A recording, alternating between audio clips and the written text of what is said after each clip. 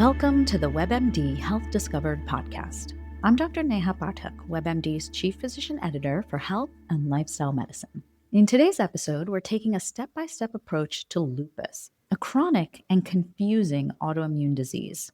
The Lupus Foundation of America estimates that 1.5 million Americans and at least 5 million people across the globe have lupus.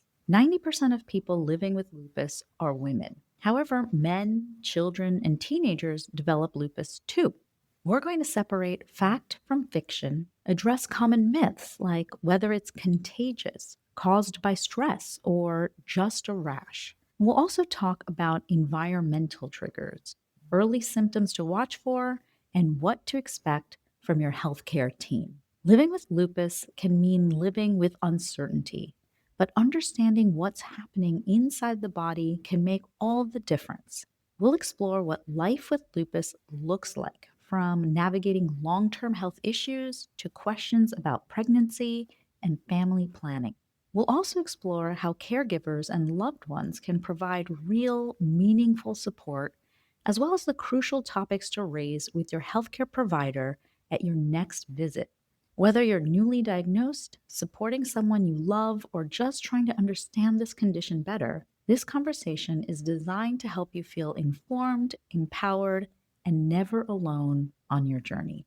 First, let me introduce my guest, Dr. Karen Costenbader. Dr. Costenbader is the director of the lupus program at Brigham and Women's Hospital in Boston and professor of medicine at Harvard Medical School. Welcome to the WebMD Health Discovered podcast. Thank you very much. Thanks for the nice introduction. It's very nice to be with you.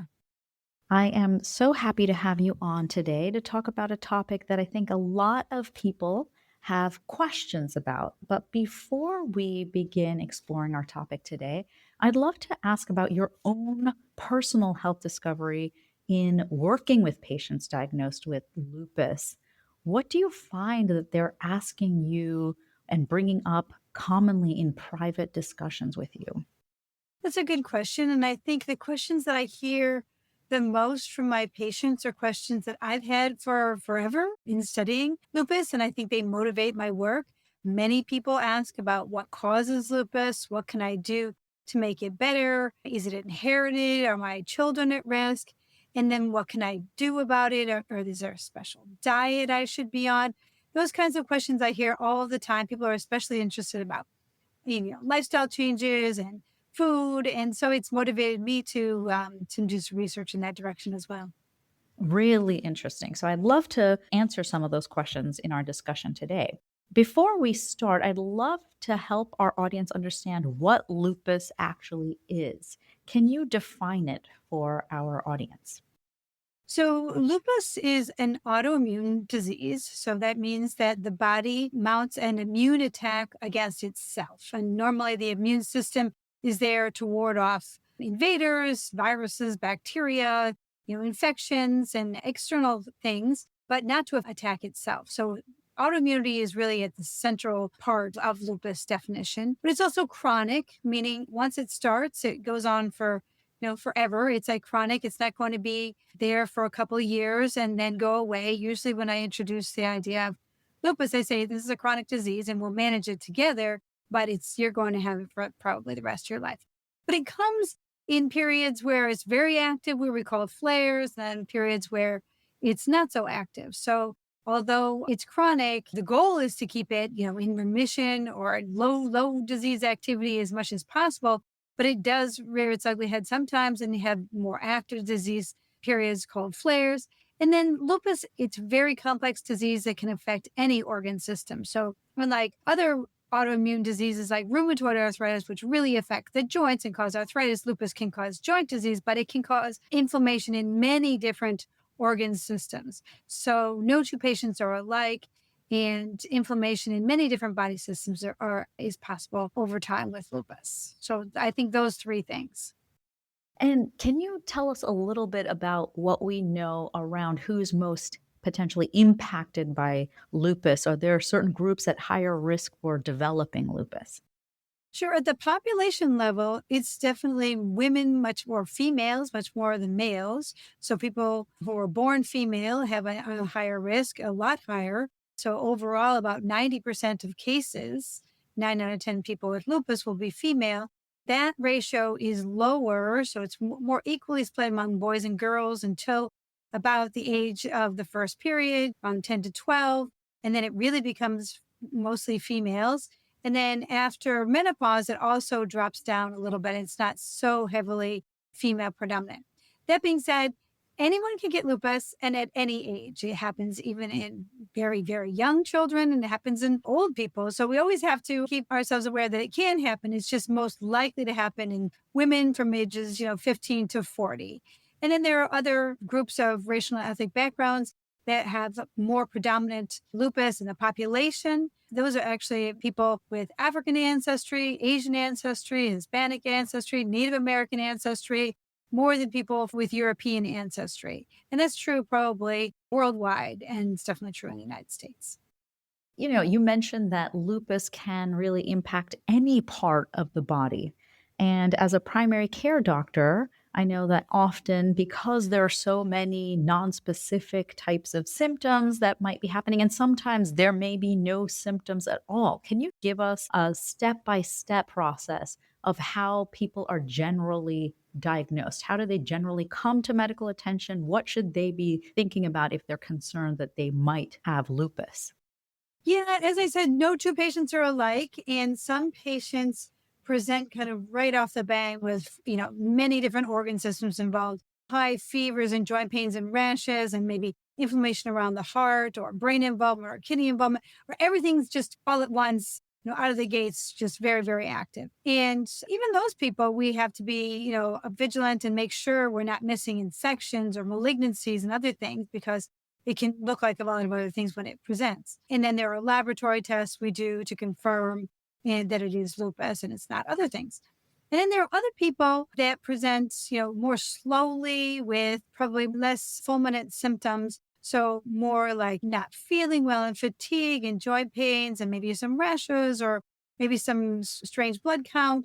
But it takes a lot longer to put your finger on what's going on. Probably those people will have a milder course of lupus, but in the meantime, they're not feeling well for a while before they get the diagnosis. And then again, there are lab tests that we can do. There is no one specific lupus test, though. I have people come to me all the time and say, I'm here because I had the lupus test and it was positive. But there is no lupus test, unfortunately. It's kind of a whole battery of tests. We'll hear about the anti-nuclear antibody, and the anti-nuclear antibody is positive in almost everyone who has lupus, so that's helpful. But it's also positive in about 20% of young women or women, so it's not very specific. And just because you have an anti-nuclear antibody by all means does not mean you have lupus. So there are many other autoantibodies and other lab tests that we'll do as well as a very complete review of all the systems in the body to see what else could possibly be going on. And you've already mentioned that there are sort of shifts in diagnosis around the time of puberty, menopause, if we're talking about women. I'd love to dig in a little bit there and really think about a lifespan perspective in terms of, are there other times in one's life that might see more or less lupus? For example, pregnancy.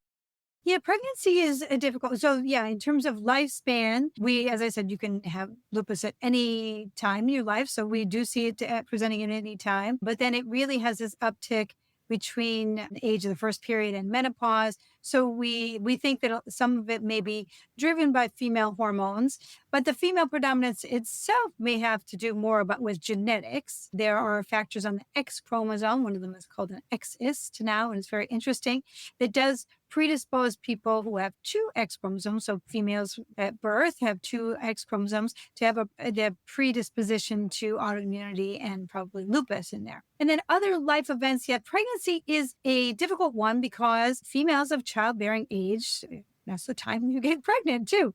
So the association with pregnancy in lupus has been difficult to tease apart. Is it the pregnancy or is it just the time of life that people will come down with lupus? It does make treating lupus much more difficult. We see lupus present before pregnancy or when people are early pregnancy, during pregnancy, and then after pregnancy. In managing new onset lupus or very active lupus during pregnancy can be a challenge. And we often do come up against that challenge because of the people who get lupus.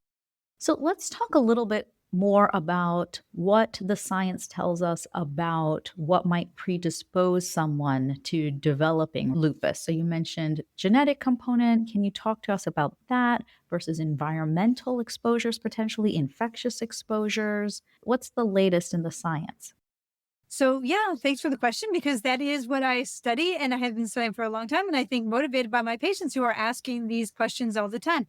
So, we do know that people will you probably have a genetic predisposition. You get your genetic predisposition from your parents, and you may be at risk. There are over 100, there are probably 130 or more genes that are associated now with risk of developing lupus, but all in a little way. They interact with each other and they interact with the environment and then many different exposures that you might have during your life.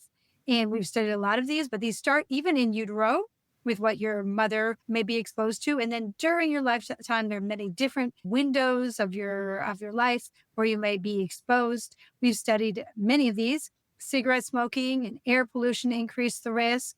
Obesity increases the risk a little. Stressful post-traumatic stress disorder and very stressful events, anxiety and depression can increase the risk a little bit. Ultra processed food, lack of exercise. So there are many things, and no one thing would push probably one person over. And it may be the way that these all kind of combine at different age windows over your life, creating a more inflammatory atmosphere in your body. That if you are predisposed already to get an autoimmune disease, then it may tip you over. Some things may be bigger triggers than others. If you get an overwhelming infection or have a very, very stressful event in your life, maybe then if you were predisposed to develop lupus or another autoimmune disease, maybe you would be tipped over at that point. So that's what I've been studying. And I think we've been trying to identify as many kind of modifiable factors that we can. Female hormones may be in there, especially the older oral contraceptives that had very high doses of estrogen were implicated. And then there's questions about postmenopausal hormones at the time of menopause as well, especially the ones with high doses of estrogen. Some medications are implicated in kind of drug-induced lupus. So it's very complicated, but very interesting how these factors may combine with your underlying genetic predisposition to develop lupus too. And some people develop lupus and others don't. Yeah. And can you talk to us a little bit about the research around Epstein-Barr virus? That was in the news. So I'm just really curious around this very common virus and its links to lupus. So Epstein-Barr virus is the virus that most of us get, and most of us get mono. Children get it, and there can be asymptomatic. And it's really a complicated virus. So I guess to back up, many viruses have been implicated in autoimmune diseases and many different mechanisms. Do they have proteins that cause molecular mimicry, and then the body mistakenly attacks these proteins and self proteins? There are many other mechanisms that have been invoked. They rev up the systemic inflammation in general. So EBV or Epstein-Barr virus is on the list of viruses we've been very interested in for a very long time, and many different mechanisms have been thought about. And in the new work, it was very interesting studies that are very complicated, but it seems that EBV, when we're exposed to it, we never clear it. It becomes dormant in our body and integrated in a latent phase inside, especially our B cells. And B cells are really important cells for producing antibodies. So the way that it integrates into the genome and the way that it changes antigen presentation, the way that proteins are then shown by the immune system to other parts of the immune system to attack, changes over time. So these were very elegant experiments showing that maybe this integration of EBV into the genome, especially of B cells over time, changes the way the immune system then recognizes self or in the development of autoimmunity. So very, very interesting. Not that many of us can avoid EBV because it's really out there for about 95% of us. And then I'd like to touch on something you mentioned as really a critical question that so many of your patients ask you around lifestyle factors and nutrition. What do we know around whether or not any lifestyle factors impact the development? And then what do we know about whether or not any lifestyle factors impact the sort of frequency of flares if you already have lupus? Good questions. So we've done a lot of work concerning potentially modifiable risk factors for the development of lupus. So some things that are modifiable that you can stop doing that are associated with increased risk include cigarette smoking, obesity, ultra processed food, really junk food, being in the highest portion of people who eat the most junk food was associated with a very inflammatory diet. And oral contraceptives have been associated in our work, and stressful exposures, PTSD, depression, although these are not always avoidable, but they do give us insight into how the disease may develop and the ways in which the brain and is connected to the immune system. And immune system is complicated and very fascinating. Air pollution is another exposure, asbestos and crystalline silica. So there are a bunch of them that have been identified, and all of these increase the risk of developing lupus, and many of them, many other autoimmune diseases as well. So they may not be specific. Some of them are more avoidable than others. And I think they do add up in the Nurses' Health Study cohort, which is a very large cohort of women followed over time. We've made risk prediction models using their baseline genetics, their family history of lupus or rheumatoid arthritis that they've reported, and then many other factors that women reported to have done or had, the lifestyle behaviors and smoking and drinking and things like that over time, many years before they may have developed lupus or not. And they do add up, and we can see that we can correctly classify people based on their lifestyle behaviors. And there haven't been any trials yet to say, well, if you correct all these behaviors, do you bring down the risk of developing lupus, which is I would really like to see. It would have to be a very, very large trial for a long time. But we have made models where we put the women into different buckets depending on their healthy lifestyles. So compared to the people who have all of the bad lifestyle, the more healthy lifestyle you have, if you don't smoke, you are not overweight, you have a healthy diet, you exercise, the risk continues to come down. And a large proportion of the risk of lupus in the population, in this population, can be attributed to those 5 healthy lifestyle things. So that's a good message, and a message that I always try to pass on to my patients. And then when I'm following someone with lupus, which we do in clinic, and they do have flares, we try to figure out, well, was there anything that led to this flare? Because we'd like to avoid it in the future. Sometimes it is a very stressful event. Sometimes it's work and no sleep, or I had a virus, or I didn't take my medications, or, there's a lot of things going on. Sometimes we can't figure it out, but it's nice to try to think about what are the triggers of flares so that you can try to avoid those and keep life and your lupus very quiescent. So, when we think about lupus, I think a lot of us are familiar with skin rashes, particularly facial skin rashes. We are familiar with kidney complications that can happen from lupus. You mentioned heart complications, neurologic complications. So, tell us a little bit about long term follow up. What are we looking at in these patients to manage and to make sure that the condition is quiescent or as quiescent as possible? So again, lupus is not the same disease in any 2 people. Some people will have very mild disease. We use anti-malarial medications like hydroxychloroquine in most everyone, and those are disease stabilizing. And people with mild disease may just have some photosensitive rashes. When they go in the sun, they get rashes. So we use a lot of ultraviolet and sunscreen and protection, and some hydroxychloroquine. So they stay out of the sun. Maybe they had joint pains and rashes, and then they'll be stable. And that's, some proportion of patients. But really, there's another large group of patients who can have organ involvement in many different kinds of organ systems, and working very closely with many providers, including rheumatologists, maybe dermatologists and nephrologists, the kidney doctors and the heart doctors. So some people have, really kind of fleets of different doctors that are working together to take of their lupus. And it involves much more than just hydroxychloroquine and other immunosuppressive medications, glucocorticoid steroids, which we try to avoid as much as possible now, but they do work fast. And often we use them for short periods of time before we get people on more immunosuppressive medications, including biologics, which might be injections or infusions. And just seeing the doctor very, very often. I think one of the biggest messages that I give to my patients when I know that they're going to have really kind of more active lupus or more severe lupus is I want to see you quite a lot. We need to stay in constant communication. If you're having a problem with a medication, please let me know. If you're having any new symptoms, please let me know. Let your other doctors know. Communication is the best because it could be a problem with a medication. It could be a new symptom of lupus. We don't want it to get out of control before we try to put it back in the box. So the best way is, I think, to stay in remission or low disease activity is really to see each other very, very frequently, to talk about all kinds of symptoms, how we're managing them, are the medications right, to make sure we get the screening labs, make sure we're on the same page with goals for pregnancy, goals for travel, goals for doing other things, getting back to work, so that we know each other very well and lines of communication are open. What is your advice to caregivers or loved ones for the best ways to support someone living with lupus?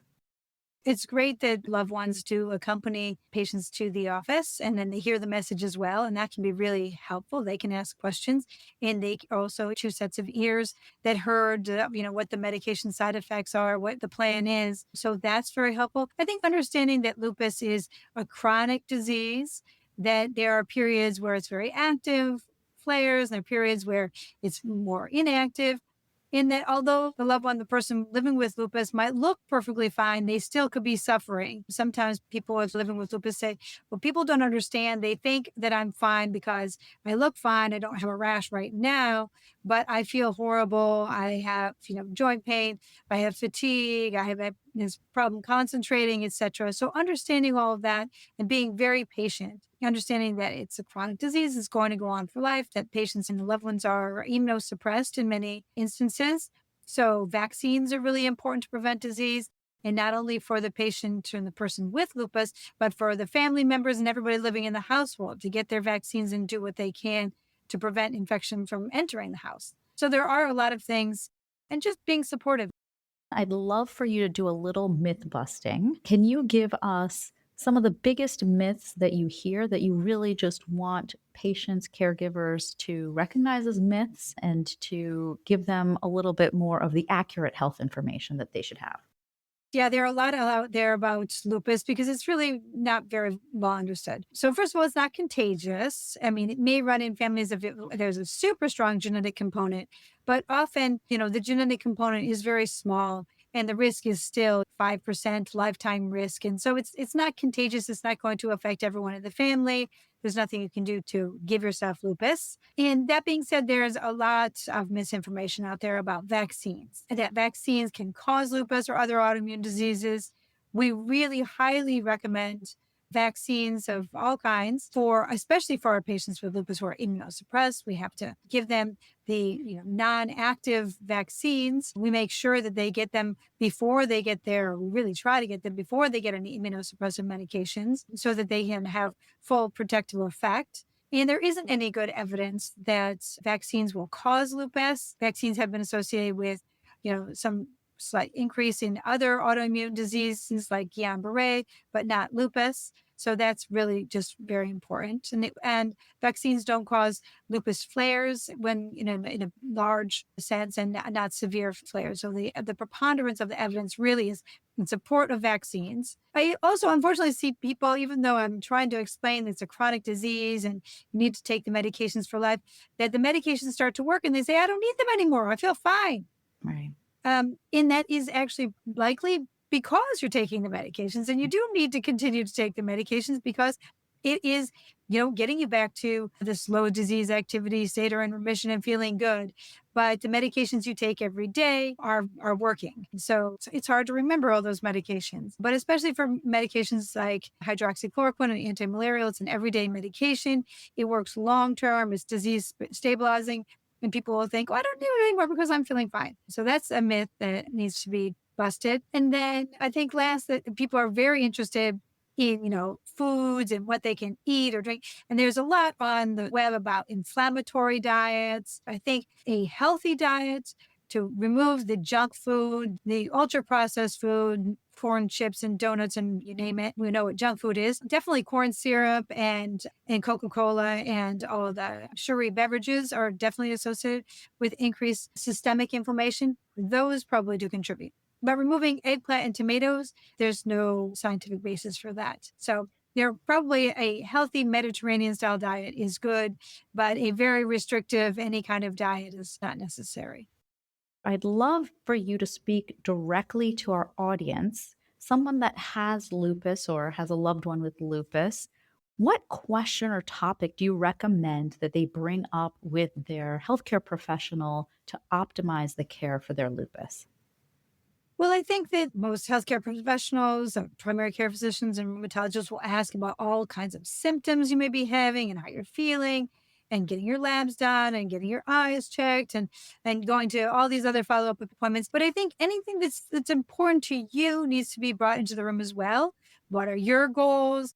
It's amazing how sometimes, especially for young women, disease is now quiet, and the doctor's very happy, but what about those plans for pregnancy? Those we need to think about that too, and really keep the disease quiet and make sure you're on the right medications. What are your goals? I think physicians forget to always be inquiring about what's going on in people's lives. And it's for patients to bring that to their appointments and talk about how their lupus affects their lives and what they hope to be able to accomplish in the future, and how they would hope that their lupus will remain in good control so they can do it. I want to thank you so much for your time and for such an important conversation. Well, thank you for having me. As we close this episode, I want to share 3 key takeaways. First, lupus is a chronic, lifelong condition, but it is manageable. Staying connected with your healthcare team, keeping up with labs, and continuing medications, even when you feel well, are critical to preventing complications. Second, lifestyle factors matter.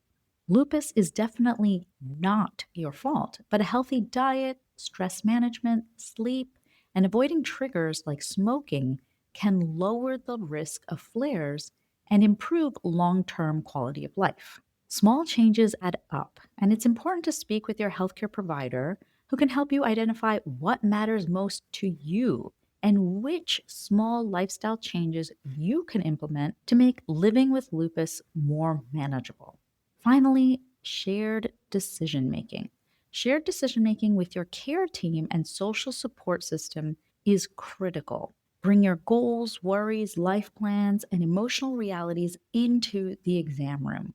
Whether it's thinking about pregnancy, travel, work, or simply wanting to feel better day to day, lupus care works best when you and your healthcare team communicate openly.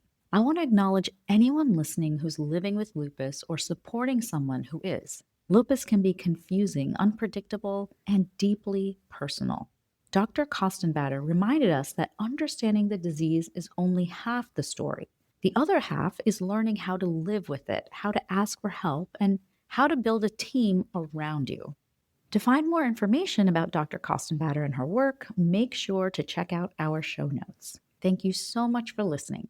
Please take a moment to follow, rate, and review this podcast on your favorite listening platform. If you'd like to send me an email about topics you're interested in or questions for future guests, please send me a note at webmdpodcast@webmd.net.